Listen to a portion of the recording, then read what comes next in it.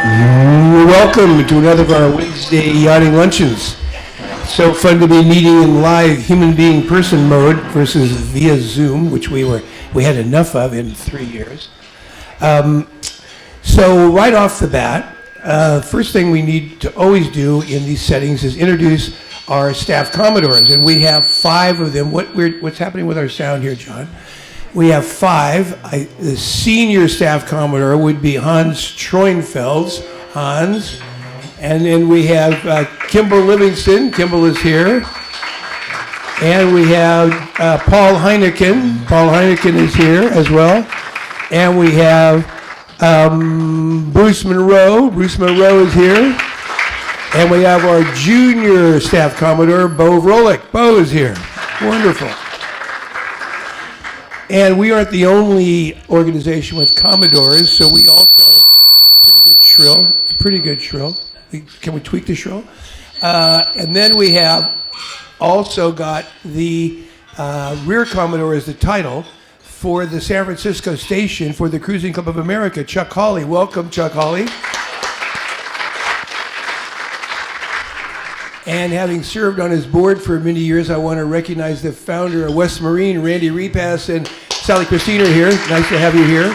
They support so many thoughtful, nonprofit and environmentally friendly activities around the world. It's wonderful to have them here. And I wouldn't be here were it not for the guy who recruited me in 1991 to this podium. And he's the guilty party because I don't know what percent of my billable hours, if I ever was billing, I'm retired, but would be accountable for this. But Don and Joni Beacons are here. Don Beacons is...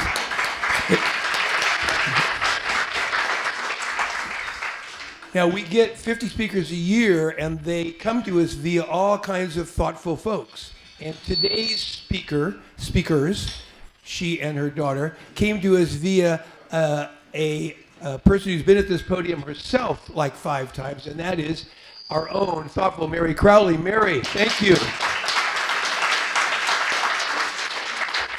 You may have seen the Wednesday Yachting Luncheon. These are all live streamed on YouTube, and the one in the library that she did about a month and a half ago showed how she has now combined her nonprofit activities to pick up junk from all over especially the North Pacific Gyre, but otherwise around the world in the gyres.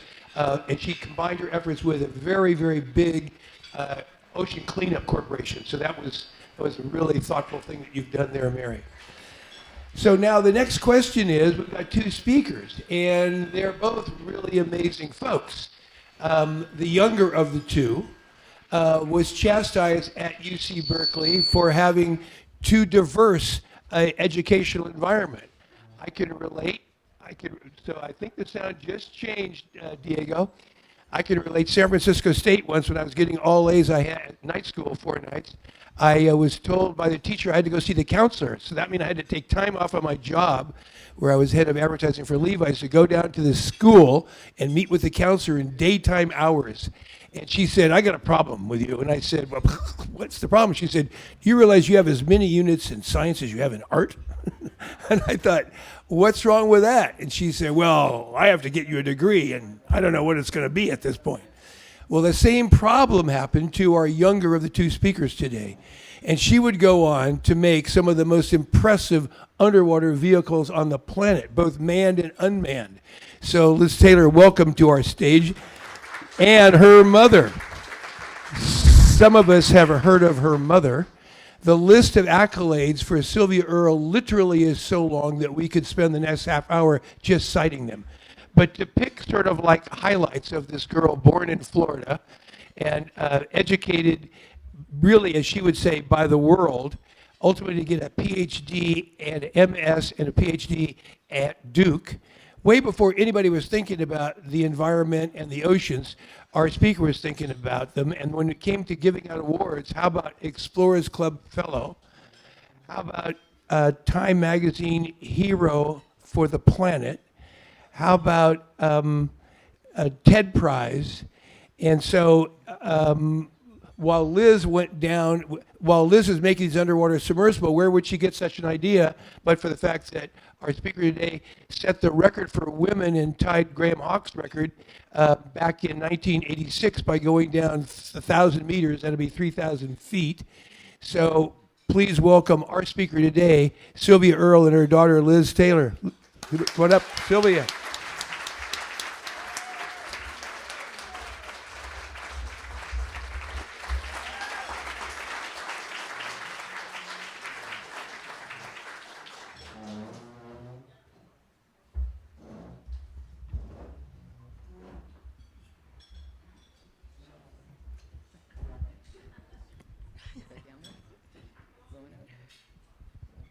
Make it here. What a pleasure it is to be here with kindred spirits. Liz and I actually work together about twice a month to give a program sponsored by the Ocean Elders called Dive In. And we don't have to tell you about the first image that we use when we start our little discussions. That is, the world is obviously blue. Nobody knows that better than you do. Then we often go from high in the sky to zoom down to a place that we talk about or a subject that we talk about, and now it is about our blue backyard, San Francisco Bay. It's the impression of most people that we're large and in charge of the planet, including here in the San Francisco Bay Area. But the reality is, other creatures have other ideas. If you ask the whales, they might think they're in charge. Our attitude about life in the sea has fortunately been undergoing significant changes during my lifetime. And nowhere is that more obvious than our relationship with our fellow marine mammals that once upon a time were regarded mostly as products. The whales valued for how they taste or their barrels of oil, whatever. Now we are looking at them more as fellow citizens, getting to know creatures of the sea, and to understand that we too are creatures of the sea. That is, without the ocean, life, whether it's whales or humans, trees or desert foxes, we all need the ocean, because it's the ocean that makes Earth habitable. Attitudes are changing about the big toothy creatures, sharks. When I first began exploring the ocean, it was thought that it was a scary place to go. Man-eaters are out there. Actually, I didn't worry too much because I don't really qualify. But now we have to worry about man-eating sharks. We consume so many of them, or at least that's been our habit, but that is changing too, just as our ways of thinking about whales and birds and life in general, nature in general, has shifted, is shifting, maybe just in time. This time, when for the first time, we're able to not just be on the surface of the ocean, but to go under the sea and to meet creatures like calamari. When they're not called calamari, they're squid, cephalopods, a whole group of hundreds of octopuses and squids that we're learning are really cool creatures. Yes, some of them taste pretty good, but there are other values, as with whales, as with birds, as with all of nature, to develop a different relationship with what we call natural resources. And I'm so pleased to have a chance to spend a bit of time here with you and one of my three children, the eldest of the three, who shares with you and with me a passion for all things blue. My Yeah. I can drive submarines, but I can't manage to come through. All right. So I've had a fair amount of... No, this is good. I think I'm okay. This is good. Thank you. The pleasure of spending quite a lot of time underwater. I know astronauts go up in the sky, and when they come back, they are compelled to share their view. There are not too many of humans who've had the privilege of going as high in the sky as astronauts, and not so many who've had the privilege of going in the other direction either. And I, too, feel compelled to share the view. I've had the chance to live underwater for weeks at a time. Not high in the sky, the other direction. And feel compelled to try to explain what it's hard to know if you haven't actually been to a good aquarium, like the Bay Aquarium here in San Francisco, the Steinhardt, the Monterey Aquarium. They're like halfway houses between people and the ocean, people and fish. But actually getting in the ocean, I know that some of you have taken the plunge more and more as the 21st century progresses. It gets easier and easier to actually, feel comfortable going under the surface of the ocean. Still, when you look at how many people have spent significant time under the sea, it's still a fairly small number of the population as a whole. So sharing the view and working with those who can convey, like ambassadors, what's going on in the ocean, and developing the new ways and means that give us access to the sea. Until 1960, no one had been to the deepest part of the ocean. Well, no one had been to the moon yet either, but that's the privilege of having been around during my lifetime, having been a witness to this greatest era of discovery, of exploration, high in the sky and deep in the sea. Now we know what our predecessors simply could not know, and it gets better all the time. The ability to get into a little submersible, dive down, it's warm and dry. You can wear whatever you like.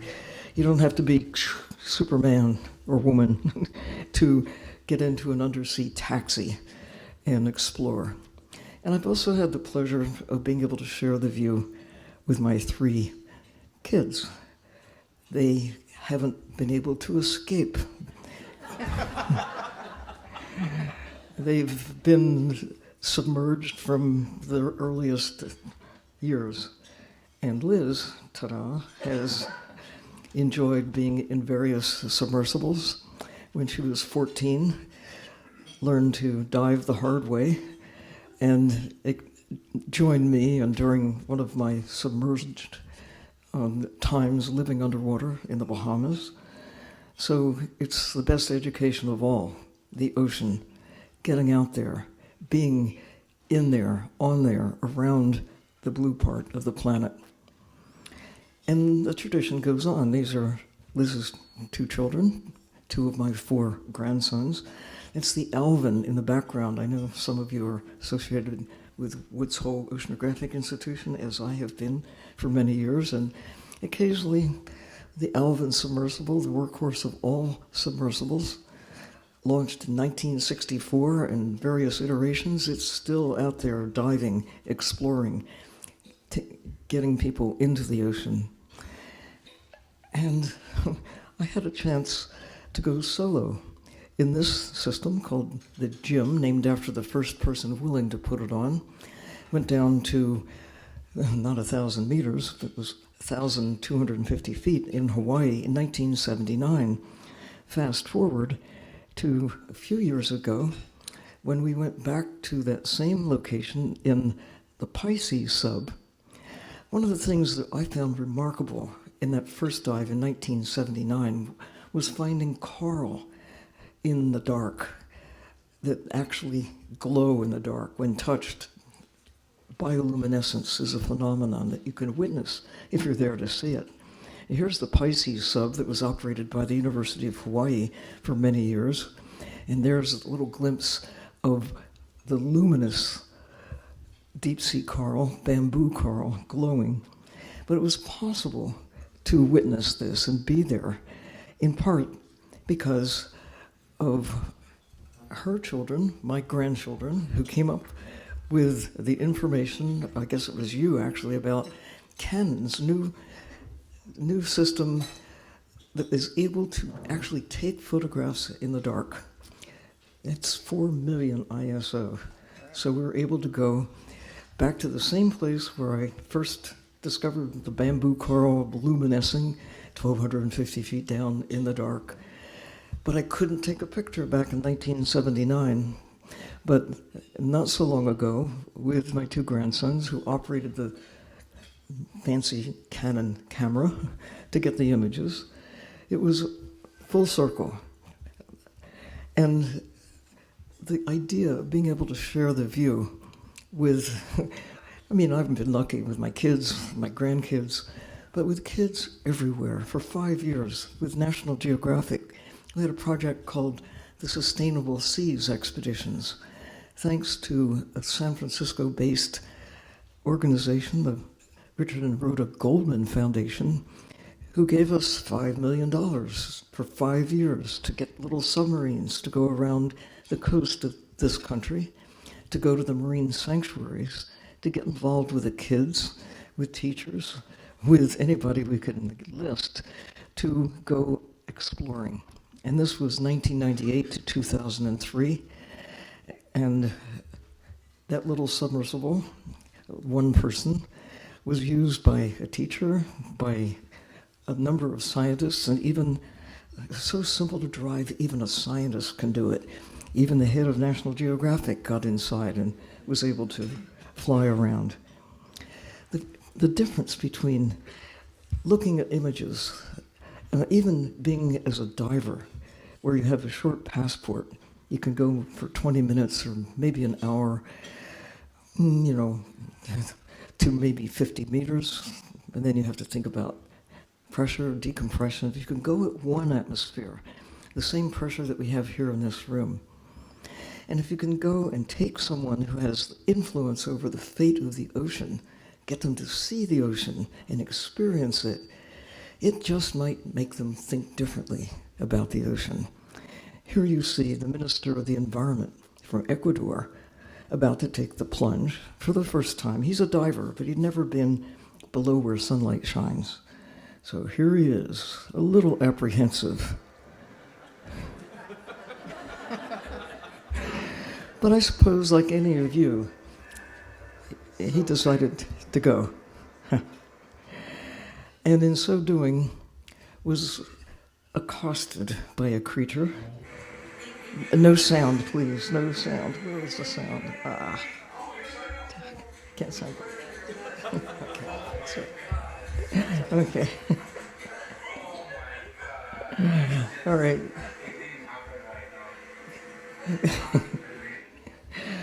So he was transformed. I'm sure any of you would be transformed as well, which is part of why I've been motivated not just as a scientist, but to work with engineers to try to solve the problem. How do we make it easy for people to go deep in the sea and to see for themselves? I suspect every one of you has been 7 miles high in the sky, 11 kilometers. It's, as deep as the ocean goes. But the number of people right now who've been to the deepest part of the ocean, just over a dozen. Just over about the same number of people who've been to the moon. So I'd like to change that. We want to make it accessible so that you can understand why the ocean matters from having personal experiences. So over to you, Liz. Let's talk about getting down there deep. So, this one, I'll change places. oh, go this way.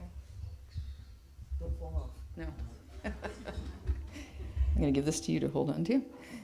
All right, so just across the bay over in Alameda, the old 650 West Tower, and one of the old hangars over there used to have the AWAC planes, and now we are building all kinds of subsea technology there. This is a prototype project we were working on, talking about going back to the deepest parts of the sea. This is a project Deep Search. And we had a research program that really looked at what it would take to go back and build a craft capable of full ocean access repeatedly, and that was fully classed for safety so that we don't have situations like we had last June, but fully classed under ABS or DNV or Lloyd's. And we did indeed help Jim Cameron with his full ocean depth effort. He was the second person to go, well, the first solo person to go to the deepest part of the sea, more than 50 years after Don Walsh and Jacques Piccard went. And we helped him with this very novel design. This one was unclassed, but Mr. Cameron, being a good engineer, did it in a very safe way. We were able to convince him to have redundant systems so that we made sure it was a round trip. Very important.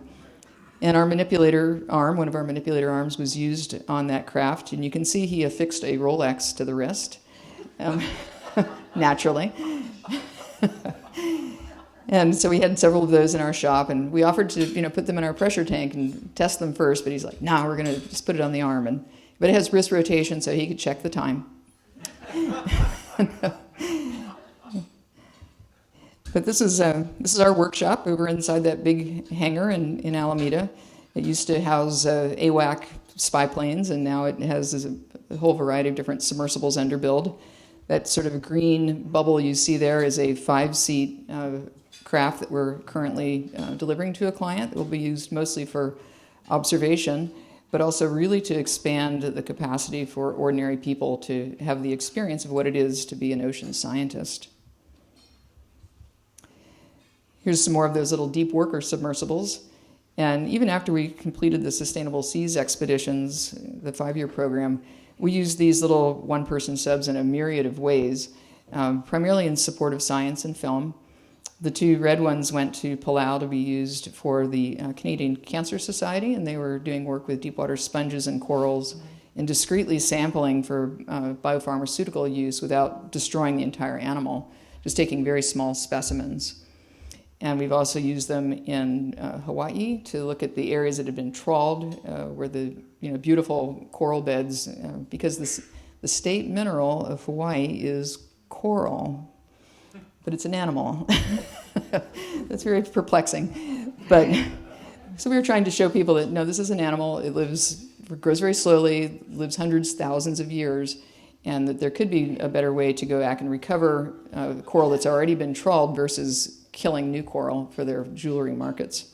So very interesting vehicles, just little one-person ones though. So it does take a minute to train people, but we did train more than 100 scientists. She could do it. And we trained Mike Collins, the astronaut, how to drive one of these, and we were explaining it to him, and we said, Mike, you're an astronaut, you've done all this stuff, it's going to be easy for you. And he looked clean at us and said, "Kid, they sent a monkey first." So it's great to see people that can just really get have that passion to explore and remain curious. So here's that 5-seater again that we're just getting ready to ship out. It's not green. No, that's just protective coating. And this is one of the human factors models that we have in the shop. So we get a whole variety of people to try to get in through the smallest hatch size possible and stuff them in there. And here's one of the actual spheres. This one is about 7 inches thick, and it will be. There's 2 of them that have been cast. We're waiting for the delivery right now. But these, I think, are of a special interest to everyone here because these 2 will be based over in French Polynesia. They'll be based in Tahiti and supporting both the Tetiaroa Society on the island of Tetiaroa, where the Brando Resort is. Oops, go back one. Get back there. Along with supporting the scientific efforts at the Gump Research Station on Moorea. So there'll be really regional assets and allow scientists for the first time to get much deeper than they're able to go with scuba equipment or even rebreathing equipment. These are rated for 1,200 meters depth, and they will be used and accessible also to guests who come to stay at the Brando, so they can be involved in some citizen science. But the biggest and most exciting thing about these is our commitment to really engaging the Tahitian people with these submersibles. We want to take the technology there. We don't want to just sort of sail in, Buana has arrived, take some video and leave. We want to really have the Polynesian local people become the engineers and the technicians, and to then take that model and apply it to other places in the world. So it's a really kind of a 5 pillars of having the Hope Spot Research Center, of eco resort, submersibles, and that community engagement that I think could be a really amazing thing for yachts people around the world can go there, have that experience, share some knowledge, and really see below the surface.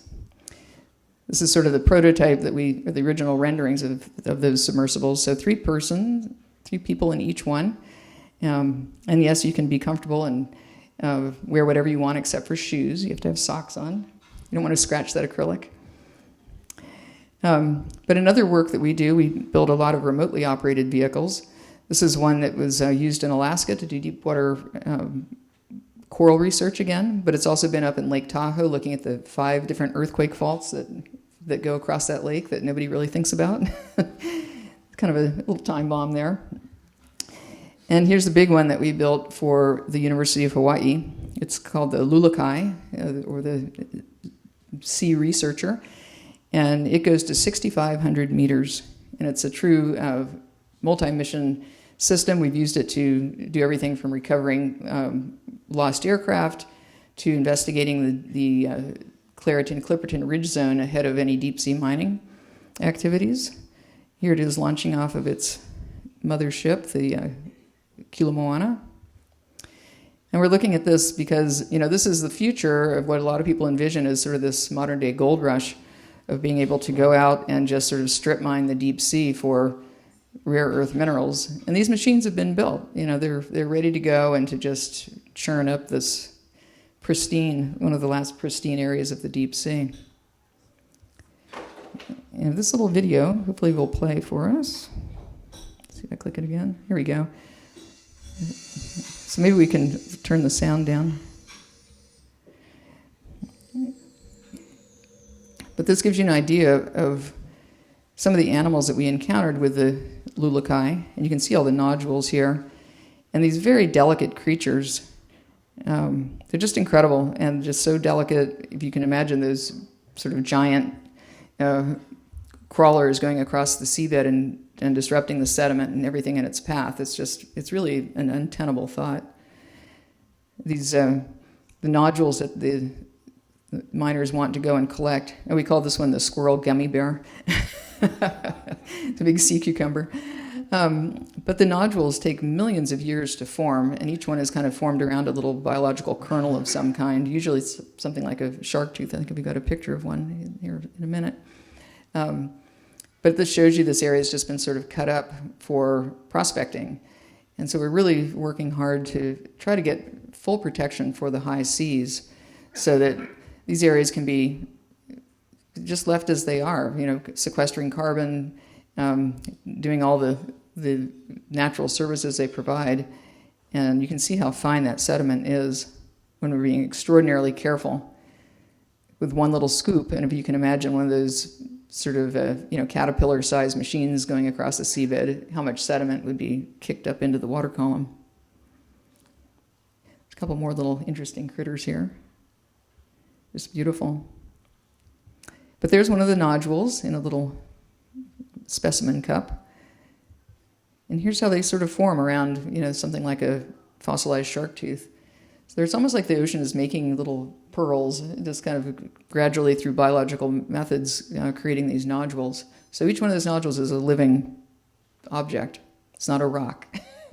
And more of these deep sea denizens that we really want people to be able to see out there in that twilight zone with little submersibles. One of the best things is turning off the lights and just kind of sinking through that blue, blue, blue, blue, darker blue, and then black.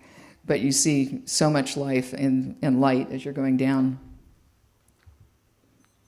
they're very charismatic. Look at these guys.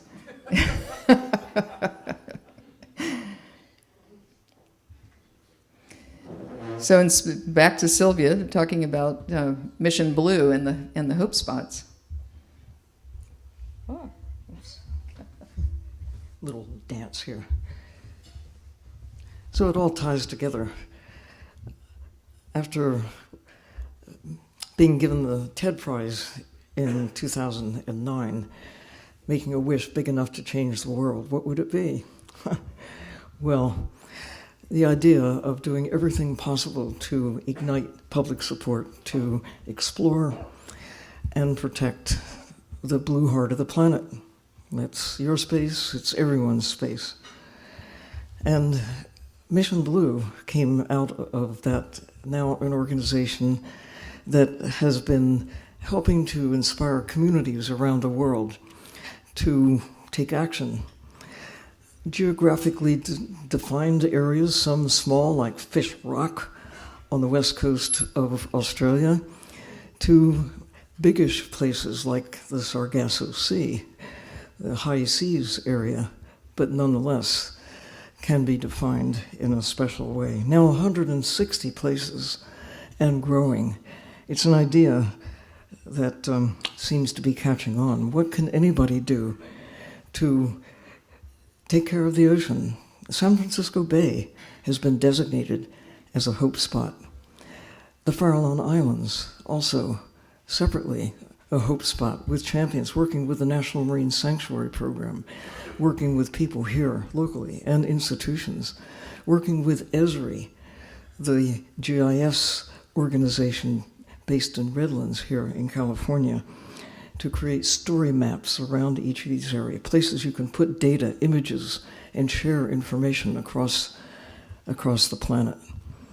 So it's up and running, working with DOER, with the idea of developing the technologies to access the sea, to explore and get stories that can be told about what people can do to make a difference, to go from what we're now experiencing, this worrisome decline, whether it's climate, planetary chemistry, pollution. What do you do about all the plastics in the ocean, along with other debris that did not exist when I began exploring the ocean? This is all change on a big scale in the space of one lifetime. And here in Hope Spot, San Francisco Bay, not so long ago, earlier this year, in fact, you may recall when the turn the sound down, please. When the Hokulea, go back, arrived and was about to embark on a multi-year voyage, detoured because of the fire that took place in Lahaina. Hokulea has returned to Hawaii, but soon will start again on this multi-year voyage around the Pacific to bring the people of the Pacific, the cultures, together around the concept of protecting the ocean. And our mutual role in this is to work with Nainoa Thompson and the Pacific Voyaging Society to find out and to really appreciate and to take the voyagers to see what's under the canoe. That's what all of us should be doing, looking, of course, at the surface of the ocean and going up in the sky, but what's within the ocean itself. So, big job. The Pacific is half the world. Actually, the high seas, the area beyond national jurisdiction, is about half of the world. And right now, on the crosshairs of either being carved up with deep sea mining and industrial fishing, or all the other ways that people can imagine exploiting the ocean, or we have the chance, because nations have come together with two important policies, and that is for the protection of the high seas treaty, and also for protecting biodiversity, the diversity of life that, for the most part, is in the ocean. The ocean is 97% of the biosphere. All of the major divisions of animal life are in the ocean. Only about half occur on all of the land put together. So the ocean is where the action is. And it's in trouble. I don't have to tell you that. It's pretty widely recognized that what we're putting into the ocean, what we're taking out of the ocean, is affecting the habitability of the planet. And one of the things that we are doing collectively is working with those who are looking at the planetary boundaries. What are the circumstances that keep Earth safe within an envelope of circumstances? And what can we do to make sure that we don't get outside of those conditions that make Earth habitable?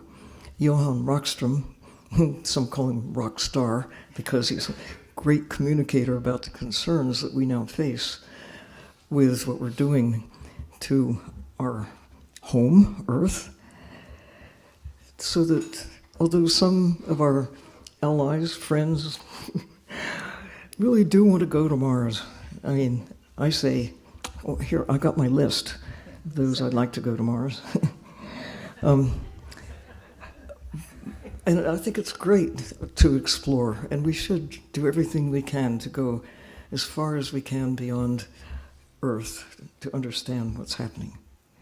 But meanwhile, it's the blue one that we really have to take care of what makes everything that we care about possible. We'll never get to Mars if we don't take care of the blue planet first. So, how do we do that? What are the reasons that you have for hope? Jane Goodall says it's the human mind. Of course, we can figure things out. It's the human spirit that really compels us to keep trying. It's the resilience of nature, that we've done some terrible things to our home planet, and yet we can still breathe for now, at least. And Earth is still habitable, but we really have to think about what can be done on our watch at this point in time that has magnified impact as never before. What we do or fail to do will determine the future for not just us, but for all of those who follow. So it's the kids. And I'm doing my part. She's doing her part. And we should all do what we can for whatever time we've got, but especially to invest in those who are just coming right along. They're so lucky when you think about it, and I do tell kids, you are the luckiest kids ever to arrive because of what is now known that nobody could know when I was 10 years old. Nobody had been to the moon. Nobody had been to the deepest part of the sea. We did not have a clue about DNA and RNA or the role of microbes in everything that makes Earth habitable. Kids have power. They are the best influencers on the planet. When I go and talk with a corporate CEO or a head of state, they sometimes listen or sometimes not. But if a kid goes, boy, everybody's on deck, ready to tune in. And the kids are out there taking things in their own way to help change this trajectory from decline to recovery. This is the best chance we'll ever have. It's going to get harder, but now's the time. And I'm grateful to you for giving us time to come and speak with you. I want to hear what you have to say. We have a few minutes to share the view. Thank you.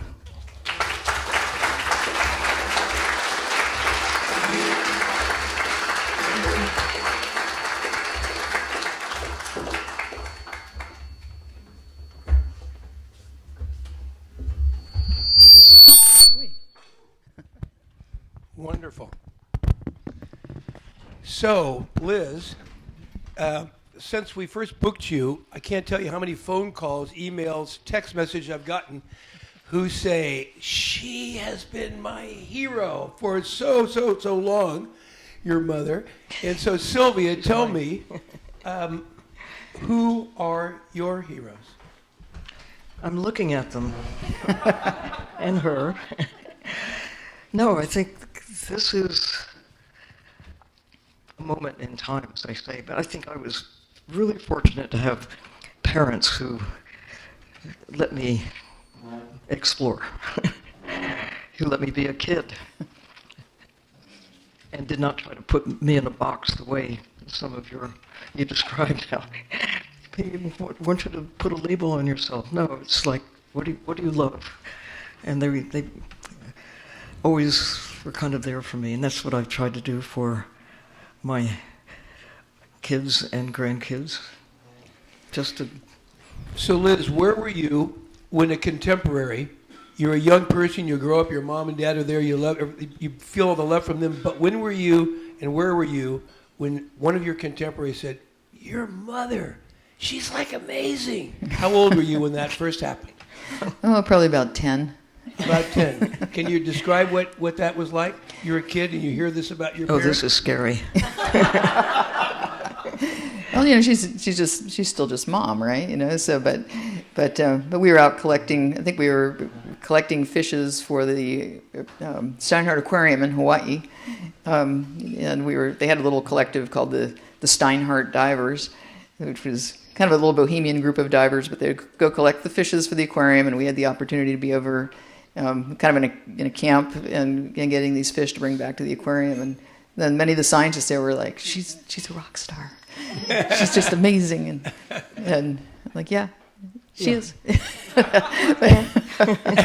So let me just tell you a quick story that when I was about to head out the door to undertake that project diving in the gym suit, which some regarded as a little scary. I didn't think so, but I didn't know what you thought or your brother or younger sister, but just as a clue about how complacent they are, or were, still are, as I tucked in my younger daughter, Gail, and said, all right, I'll be gone for a couple of weeks.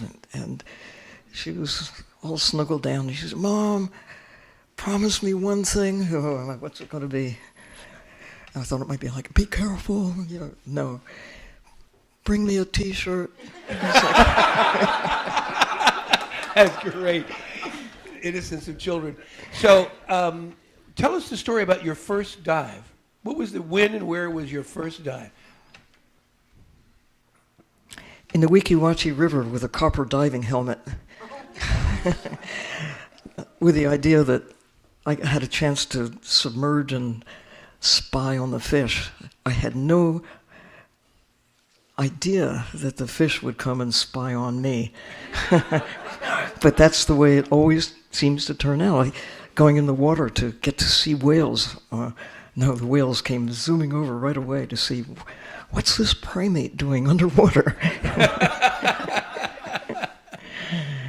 How deep did you go? Not that deep. It was, deep enough so that I could feel the pressure in my ears. The next time was the first time with SCUBA. I was privileged to be among the first in this country in 1953 to have access to SCUBA during a summer class that I was taking at Florida State University. The professor somehow managed to get two of the first systems. They were equipped not with a fancy backpack or buoyancy compensator, and it was a big fat regulator like suitable for a big husky Navy diver, and 2 words of instruction: breathe naturally over the side. And it was glorious, that sensation of thinking, I can breathe underwater. It's like I can fly. Well, it was both. You can fly, feels like flying anyway, when you're suspended in this medium that, you can stand on one finger and be, just so comfortable. So it didn't take much encouragement after that. So now, Liz, you make machines, submersibles, that people get in and go underwater, manned and unmanned. Woman us- and Yes. human. Yeah, humans Human get to get occupied. in and go, man, human and unhuman, yeah, that's right. Without humans and with humans, correct. Thank you for the correction. So Liz, give us some scale first. What are the size of the unmanned submersibles and then the human submersibles? Human, yes. Yeah, the human ones. What So- are the size of the unhuman inhabiting? All right. I'm so articulate. So, all right. Well, I do. Before we go there, I do have to say that the first time that I went scuba diving, Yes. with her, it was with her, and she gave me those exact same instructions: breathe normally. So that was it, you know. But yeah, the human occupied vehicles, the biggest one we've done was a 10 passenger, so that was quite large, and that was one that was based on a yacht, and it was mostly for tourism and a little bit of exploration. Had an elevator. It did have an elevator. Had a yeah. bathroom. And a restroom, yes. How long was it? How long was it? That one was about 40 feet. We had to have a specially made container to ship it around the world, but it was quite a feat to get that guy done. But we much prefer to build the smaller, more nimble craft that can be very responsive. One of our design constraints, we typically want things to fit inside of a standard 20-foot container, if at all possible. So we can use them across different platforms of opportunity. We can use them from a barge. We could use them, being towed out to a wall. So we try to really think about a common architecture that we can use, and then being able to apply that across the different situations for clients. And that's kind of the design criteria. It's a common architecture, and then sizing of them.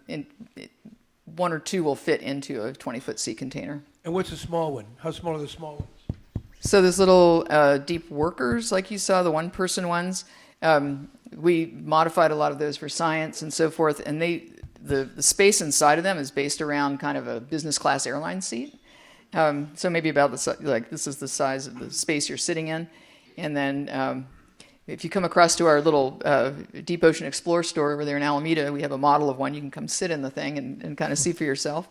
But it's like a little bit smaller than a smart car. And what are they powered by? How are they powered? They are powered by batteries. So the older ones just use a traditional, lead acid chemistry, much like we'd see on most boats. It's marine grade battery.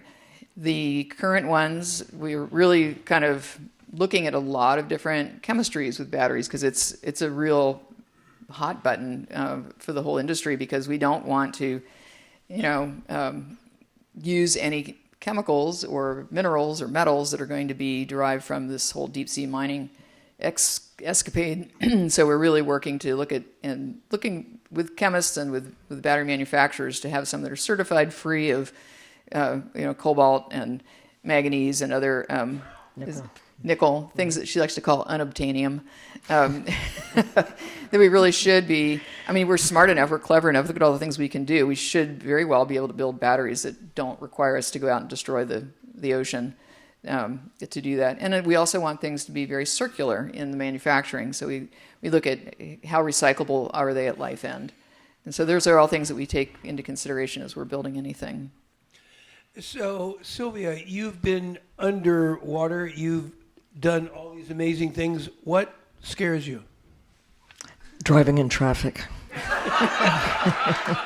It's true. It's the most dangerous thing I do.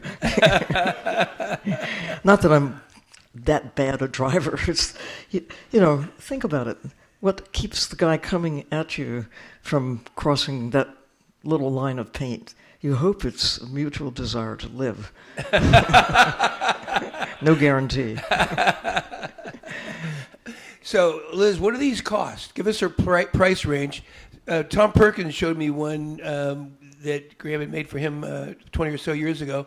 Tom was a member of our club and was very interested in cool little goodies, and we had sailing in business dealings with each other for years and loved each other. And he said, "Ron, I got to show you this. This is the coolest thing."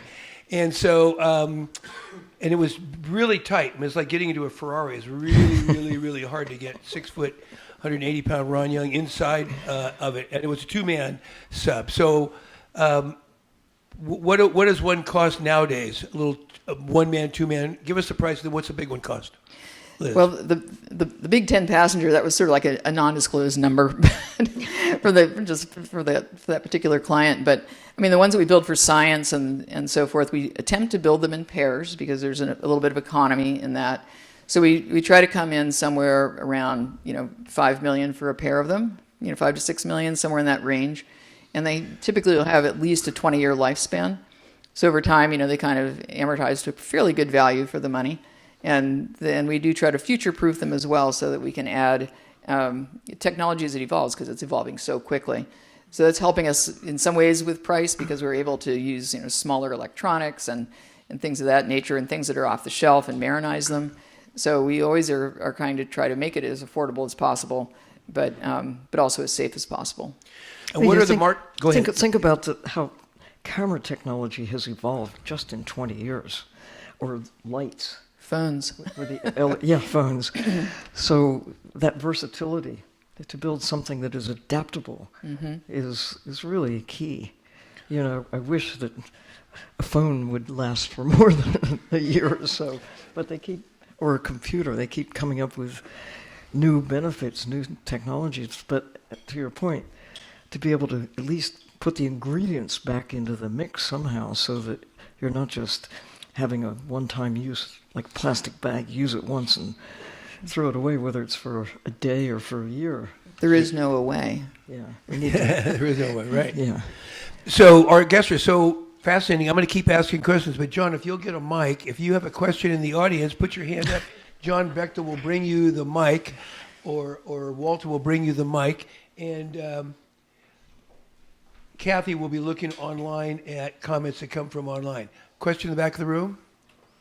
Sylvia, why do we know Stand more? up.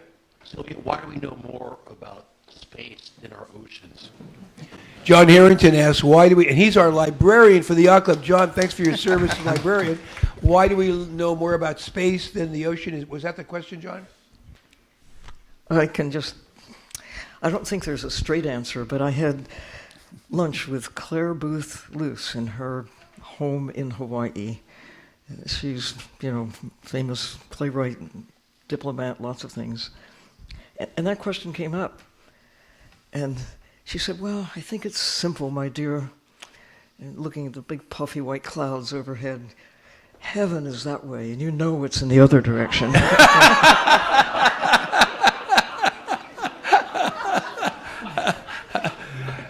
Staff Commodore Bruce Monroe, your question, sir. Yes, so the other day I was watching TV and a program came on about the law of the sea. Oh. And my takeaway from that was the law of the sea is basically an international treaty that regulates the mining of the sea floor. And many countries have signed on to this, but not the USA. And I wonder how you feel about that. Well, first, the law of the sea is more comprehensive than just about mining.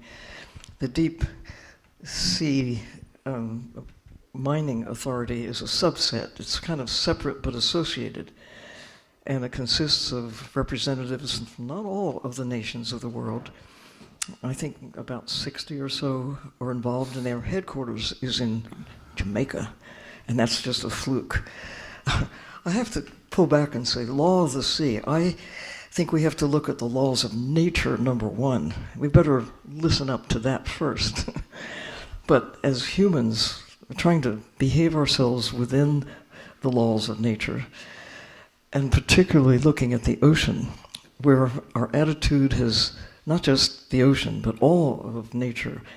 It's about what can we use the nature for? What good is a tree if you can't just turn it into board feet of lumber? What good is a piece of land if you can't grow something there or plant something useful? So we're just at this stage, and the Law of the Sea Treaty that came into effect after the significant number of nations ratified that treaty. We have not ratified the Law of the Sea. We've signed on to it, but we haven't officially approved it. Something about we don't want to be subject to international influence for various reasons, including concern about deep sea mining that goes back with the U.S. having technology that, according to the law of the policies that were being put forward at the time, was that we would have to share technology with other countries.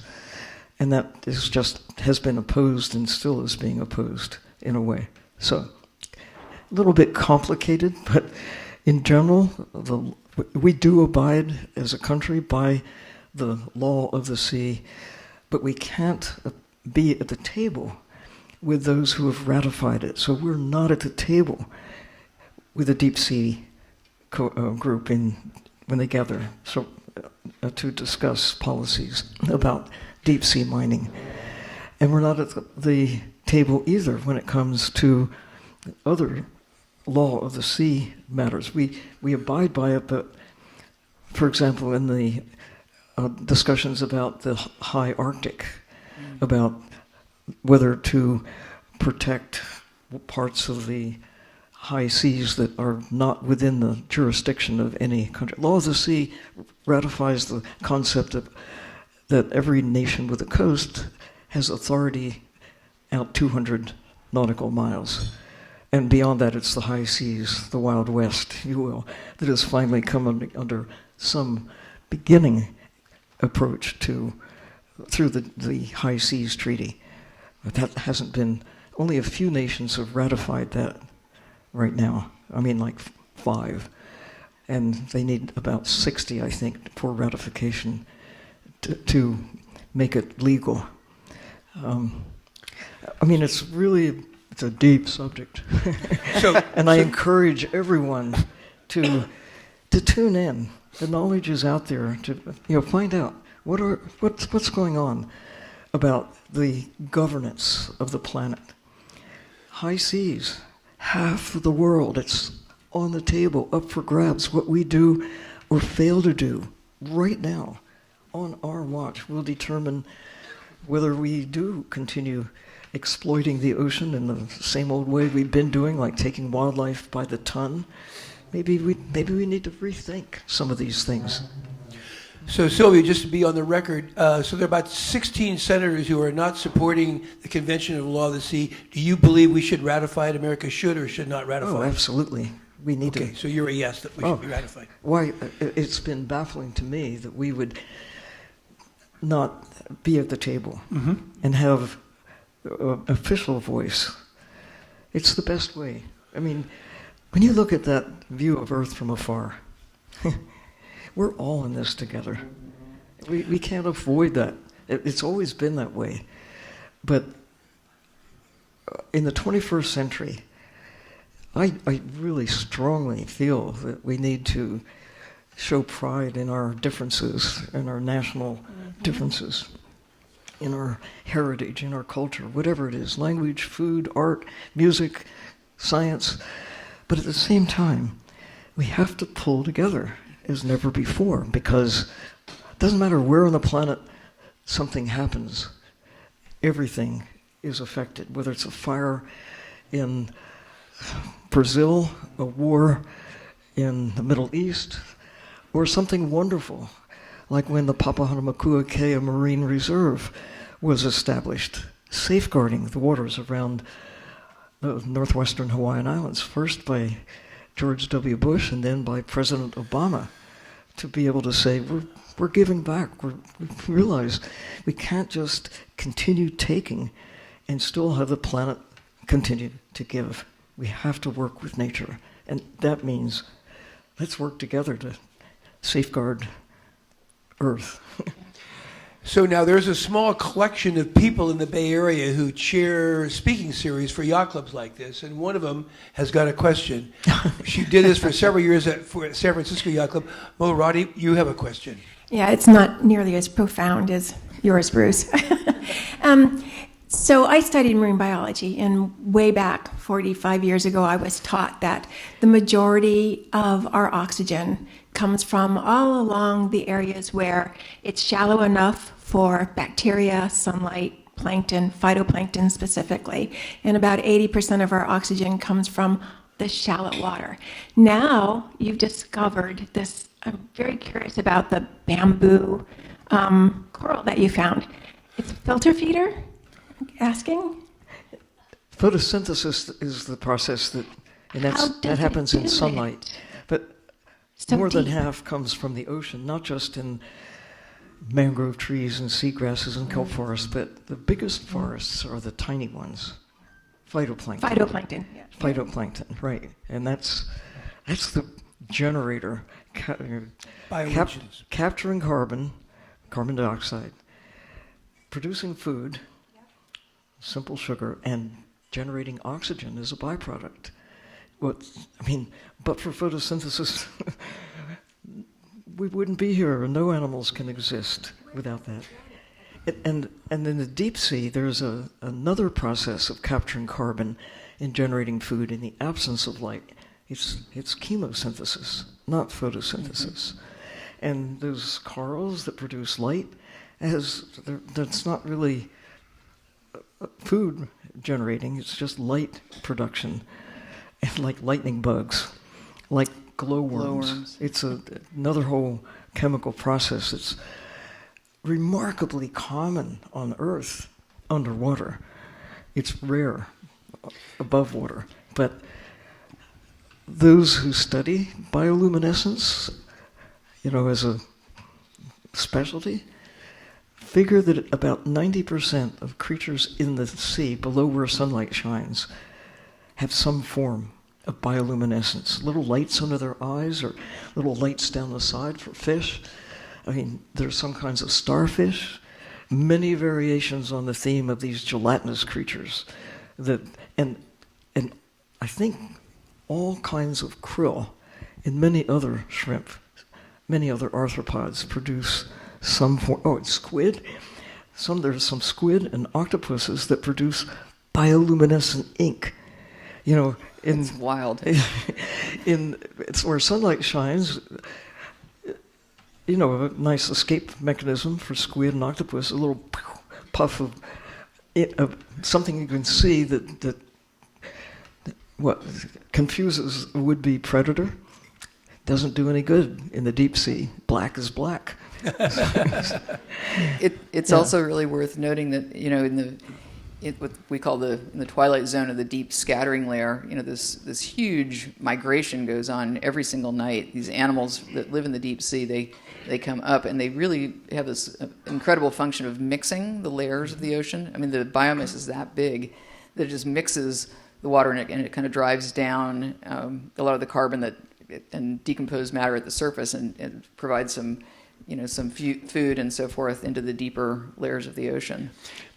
It's food for tunas, for whales, for leatherback sea turtles and other deep divers.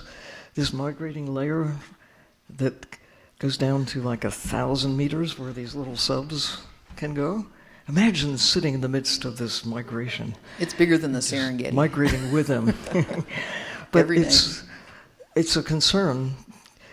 First of all, the phenomenon has been known at least since William Beebe went down in the bathysphere in the 1930s and witnessed for the first time as a human, along with engineer friend Otis Barton, this phenomenon of this layer of life off Bermuda, and these creatures with their glowing lights.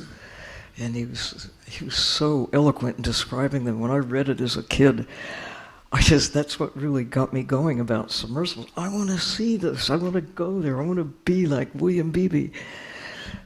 And now, because of the discovery, this is a global phenomenon, this layer of life, the largest migration of animals, probably the most abundant little fish in the world, or group of fishes, little lantern fishes, so-called bristlemouths. They're tiny, but they're really numerous. There are commercial interests that have them in the crosshairs of extraction by the ton to use for salmon food, to use for domestic animals, to grind them up, this whole cross-section of life. And we're talking about probably 15 different phyla of animals, for everything from crustacea to the jellies to the little fish, variations on the theme of what we collectively call worms, flatworms, arrow worms, you name it, there are a whole bunch of them, different categories of life. But to just mush them all together to make a protein slush that you can put in little packages and feed to domesticated animals. There's a climate cost to this. We're talking about carbon cycling. We're talking about the engine, the biogeochemistry of the planet that has been operating for not just millennia, not just for millions of years, billions of years of fine-tuning to reach a point that we now find habitable, just right for us. It's taken, 4.5 billion years to get here. In mostly 4.5 decades, during my lifetime, my professional lifetime, we have managed to unravel significantly the carbon cycle, both by putting more into the atmosphere, but also disrupting these systems. Mostly think about what we've done to trees on the land. Think about what we've done with agriculture, converting the natural forests, natural grasslands, to what seemed like a more useful purpose, something that was good for us. It's the first time, like right now, we can pull back and look at what we've done and think about where that's taking us, and also what we can now do armed with knowledge that didn't exist until right about now. And what we've taken out of the ocean, we're talking defaunation of the ocean. 90% of the sharks gone, mostly since 1980. Tunas, bluefin tuna, when I was chief scientist at NOAA, got the word that 90% of the bluefins in the Atlantic had already been taken. That was 1990. They're at least holding their own, more or less, in the Atlantic, but in the Pacific, the numbers, according to Barbara Block, who works at Stanford, and bluefin tuna are kind of her thing, about 3% remain of the bluefins. But you can find it in sushi restaurants everywhere. We haven't quite made that connection between our habits of consuming delicious things from the sea and the consequences of what we're taking out of the ocean to the carbon cycle, climate, all the things that we now say, oh, What can we we need do? to think and understand. And this is, one of the problems is scientists tend to be so nerdy. And they make these great discoveries, and then they talk to it among themselves and share all this. But it's, again, only like right about this moment in time, early in the 21st century, that you find Barbara Block, you find Johann Rockstrom, you find Woods Hole Oceanographic Institution stepping up, communicating, getting the scientists to share what they know. And it's critically important. I mean, it's not that hard. Kids get it right away. Oh, the carbon cycle. Oh, yeah, I see. They know about photosynthesis. I didn't know when I was a kid. The knowledge was there, but it wasn't taught when I was, coming along. I was well into life before I understood how green things make, even what is air. We didn't know through most of the history of humankind, did not have the knowledge of what is air. Now, it's happened in the last couple hundred years. The scale of learning has been going like this, but so has the scale of the cost of us with 8 billion people now really consuming nature. We got to figure it out. And in fact, last week's speaker from Stanford spoke about this exact point. We've been harvesting from the top of the animal kingdom down, and now there's consideration about harvesting these little microbes, which are the bioengines that create the oxygen and really the entire food supply for the planet. So you can look it up. It's online right now, and YouTube, St Francis WYL. So tell me, what gives you, with all these frightening thoughts, what gives you hope, Sylvia Earle? I'll ask my daughter first. Okay, okay. I'm gonna ask Liz first. With all these frightening things that are going on, and we understand harvesting the earth, and the Chinese are, ripping up bottoms of the ocean. What gives you hope? Well, I think it is that we are seeing, sort of broader and faster communication. And people do, I think in their heart of hearts, want to do better by the planet. They want to have a place that they can leave to their kids and their grandchildren, and really taking that, not just the, my lifetime look at something, but, generational look, and really thinking about how they can make daily changes to in their lifestyle. That, we see it all the time. People come into our little public-facing store, and they're like, well, what can I do? And they'll pick up a thing of, laundry strips instead of the big jug of plastic, or they, just little incremental things that anybody can do.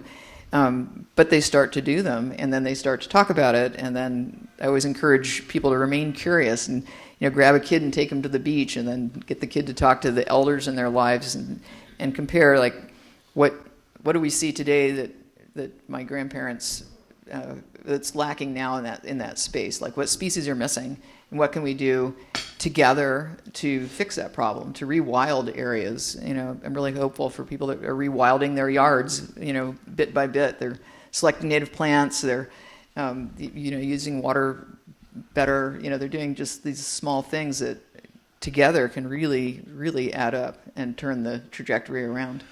So if we were to ask you, Liz, what do you think of your accomplishments would make your mother, or makes your mother most proud? Don't look at her. Tell us, what do you guess, Liz, of your accomplishments?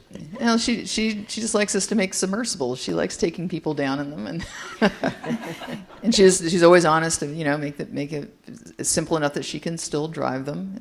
Not the way she drives on the road, but the way she drives the submersible around. And it's really frustrating when you're trying to scuba dive with her, because she never really goes anywhere. She kind of goes off the boat, and then she's in an area about the size of one of these tables for the whole dive, because she's looking at every little critter and what they're doing, and we talk. But then she'll come back and she'll say, Jean Goodall has it so easy. She could spend her whole lifetime sitting out there in the forest looking at this chimpanzee and that one. And she was, imagine if we had to apply oceanographic research techniques to chimpanzees, what would we know? We would know all, you'd have to drag a net through the forest, maybe catch one once in a while, but then how do you understand everything that's going on? And it really is true. We need to get people out into the water, and the first time people put a face mask on and figure out how to breathe through a snorkel, they're just so energized. My grandmother was 80 when we got a mask and snorkel on her. And then she didn't want to get out of the water. She's like, I know the fish, the coral, the stingray. So it's. Everybody here has that capacity. When you get somebody out on your boat and go over the side, check it out. So Sylvia, the same question to you. If your dad, what would it be of all your accomplishments that he would be most proud of your accomplishments? I'm still working on it. Sounds like an Olympic silver medalist. They're never really happy. That close. That's actually a sign of perfectionists, I would say. Okay, did I see another question over here? Lizzie. Speaking of Liz Bayless, champion sailor. Liz. Thank you, and thank you both for everything you said and everything you do for the oceans. I had two questions, but with time running out, I'll go for the one question, which is probably a bit global one. If there were one thing... Get away from the mic a little bit. If there were one thing that you would say for this group of people, ask everyone to do one thing that would have the biggest impact, what would you say it is? Look in the mirror. I can't tell anybody else who they are or what they can do, but I can say, here are the issues. Everybody can do something. Nobody can do it all. But whatever you've got, this is what I say to kids, what do you got? Who are you? Are you good with math? Good with music? Do you love the ocean? You have a way with animals? Whatever it is. Use that thing that makes you you. Yo-Yo Ma uses his cello to make a difference, and it's powerful. I can't play a musical instrument, but he can. And I don't know who you are, but you know. And so that's how I respond. People do ask me, so, do you eat fish? And I say, does Jane Goodall eat chimpanzees? I think we need to think differently about what we consume from the ocean as one of the things that cuts across a lot of different kinds of whoever we are as individuals. We haven't thought about it as much as we should because we're eating wildlife. Mm-hmm. We stopped eating songbirds early in the 20th century on the scale. I mean, some people still do, but generally speaking, we see them differently. We see chimpanzees differently because one person spent years getting to know those animals and who they are, not just what they are.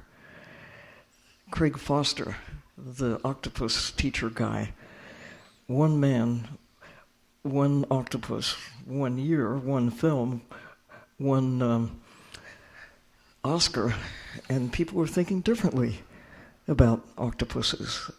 I don't know what it's going to take to get people to think differently about what each of us can do. But I think it starts with how you live, the choices you make, with the impact that each of us makes. If you think about it and make the choices that head us to a safer place, to restore nature, to respect nature, to understand the real cost of how we live and what we do. I don't know. I keep struggling with a straight answer to your straight question. When did you become a vegetarian? It's been a gradual evolution. Once you know, you can start say, where did it come from? Who are you?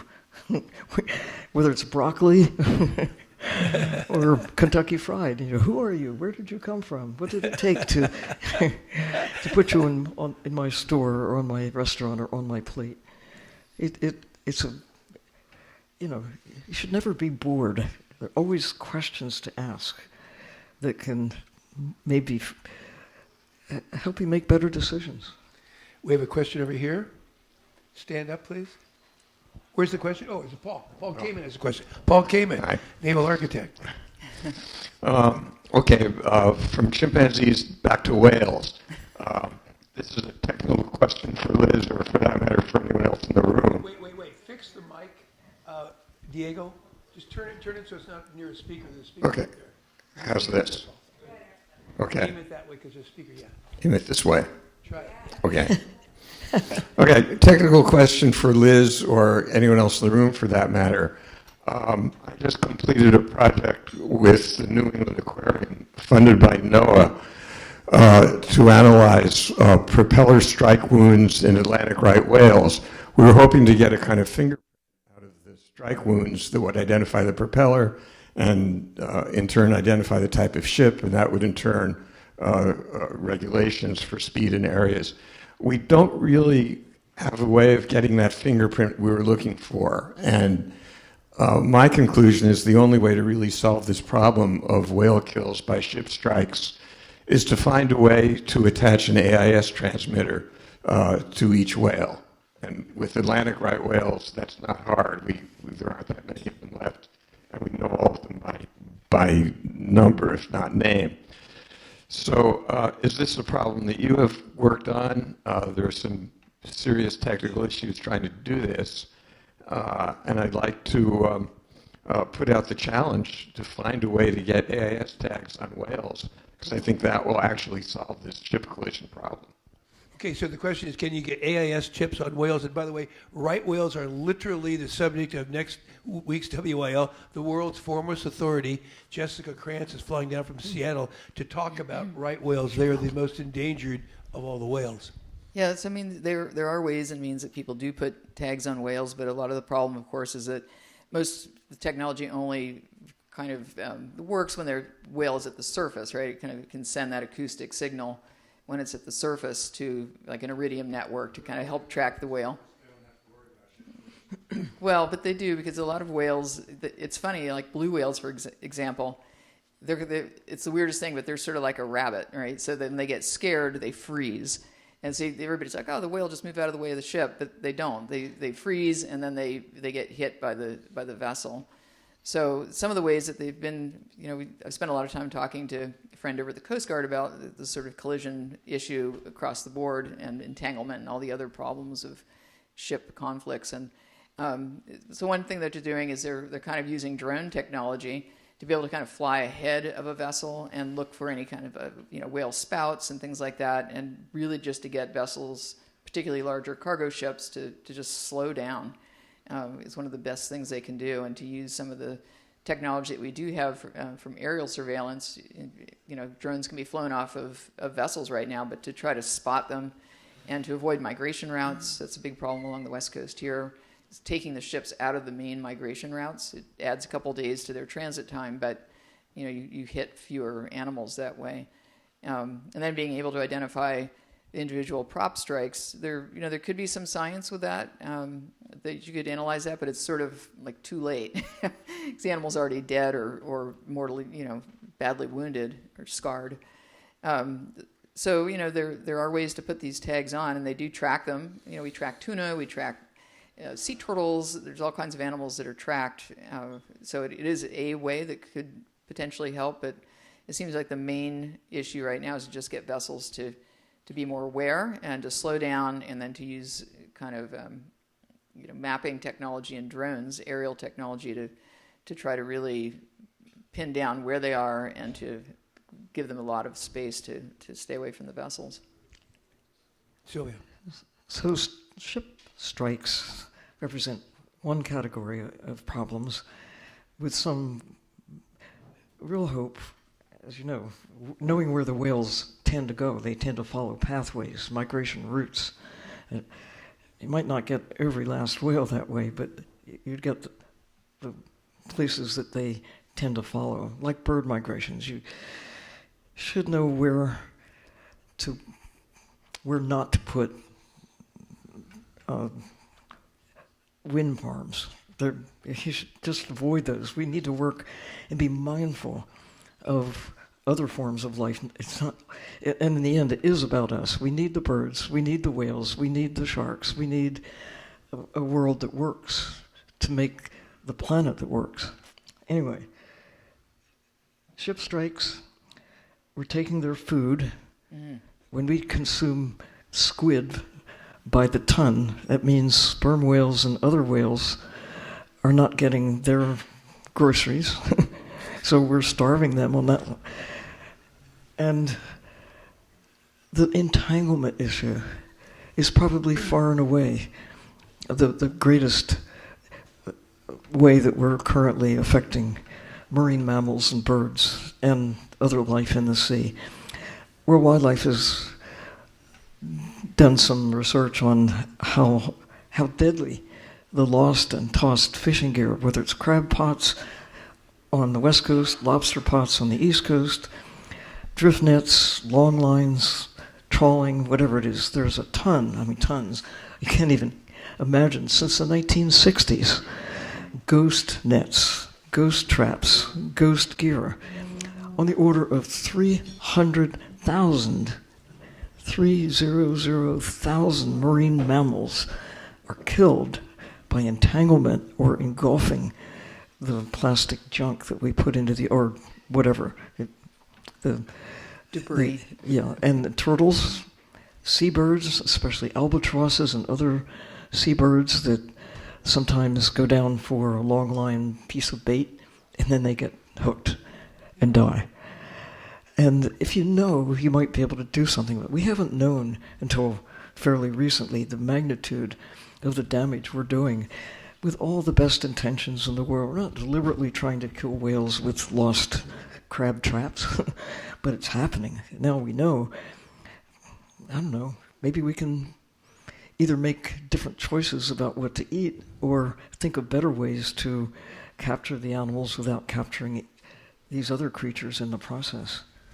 It's an incidental take, and it's officially allowed by our government, NOAA, on the order of 20,000 marine mammals can be legally taken as incidental catch in the process of commercially catching fish. Bycatch. Bycatch. Bycatch. Bycatch. Bykill. Bykill, yeah. We have one more question right here. It's just a really small net. I don't know if this is on. About this. Push the mic, make it be on, guys. It's on. Oh, there we go. It's about the Seabed Authority in Jamaica. Last time I checked, the Council of Decision Makers had 38 on the panel, and there was not a single female, if I recall correctly. I'm wondering if you know if that's rotated out any, and if you would support more diversity. Am I remembering that right? I'm not sure what the composition, of male and female in that council is, but I do know that it was, primarily men on board there. Yeah, last time I heard it was all men. Yeah. Well, our panel's different. Yes, it is. Thank you And very on much. that note, Liz, environmentalist, engineer, entrepreneur, and the pride of your mother's eye, rightfully so. And Sylvia, environmentalist, scientist, and inspiration. Thank you so much for sharing your insights with the Wednesday Yachting Luncheon.